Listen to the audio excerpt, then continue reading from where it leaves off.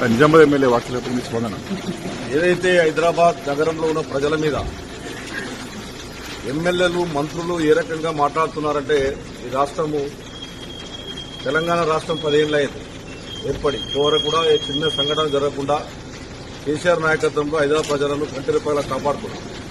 ఇప్పుడున్నటువంటి గవర్నమెంట్ వచ్చిన తర్వాత ఎమ్మెల్యేలు రెచ్చిపోతా ఉన్నారు, మంత్రులు రెచ్చిపోతా ఉన్నారు.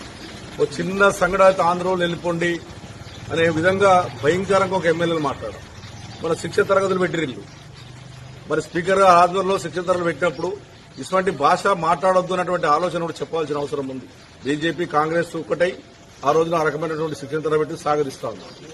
ఇవాళ ఆందోళన తెలిపండి ఇది ఉండొద్దు అని ఒక లాయరు, ఒక అతను, అదేవిధంగా ఒక ఎమ్మెల్యే, అదే ఒక మంత్రి నువ్వు ఏం కంట్రిబ్యూషన్ ఉన్నది సినిమా వాళ్ళది అన్నటువంటి మాటలు మాట్లాడడం నేను ఒకటే కోరుతా ఉన్నాను. ఇక్కడ హైదరాబాద్ నగరానికి సినిమా ఫీల్డ్ తెచ్చిందే చెన్నారెడ్డి గారు ముఖ్యమంత్రి 1989లో. చాలా మంది తెలియదు.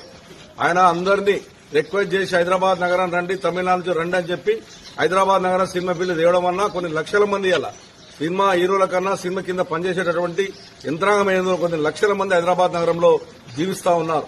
అసలు వాళ్ళం పొమ్మనే అధికారం నువ్వు ఎవడరాను అని అడుగుతా ఉన్నాను. నీ అధికారం ఇటువంటి మాటలు మాట్లాడితే బిడ్డ ఎవడైనా సరే ఇది హైదరాబాద్ లో తిరగనీయం. హైదరాబాద్ ప్రాపర్ మాది.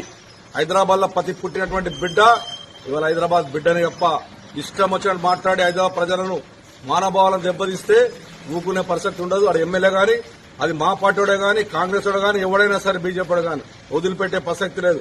మా ప్రాంత ప్రజలను ఎవడన్నా ఏమనంటే ఒక శాసనసభ్యునిగా హైదరాబాద్ లో తిరగని అని చెప్పి ఈ సందర్భంగా తెలియజేస్తా ఉన్నా. మార్చుకోండి. హైదరాబాద్ ప్రజలు ప్రశాంతతను కోరుకుంటారు తప్ప ఇష్టమైన మాట్లాడతాం వదిలిపెట్టే ప్రసక్తి లేదని చెప్పి ఎమ్మెల్యేలకు మంత్రులకు కూడా హెచ్చరిస్తా ఉన్నారు.